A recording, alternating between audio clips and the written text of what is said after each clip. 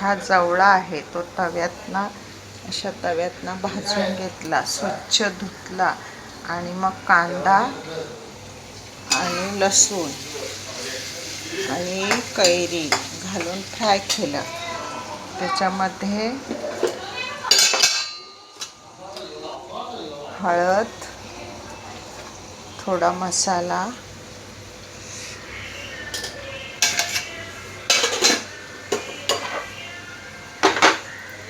आणि जवळा. हा जवळा प्रथम भाजायचा, नंतर स्वच्छ 2-3 पाण्यात धुवायचा, नंतर कांदा, लसूण, कोथिंबीर कापून घ्यायची. फोडणीला कांदा भरपूर 2-4 कांदे घ्यायचे आणि कैरी असली तर टॅमॅटो टाकायचा नाही, कैरी टाकले मी आता आंब्याची. हा झाला जवळा.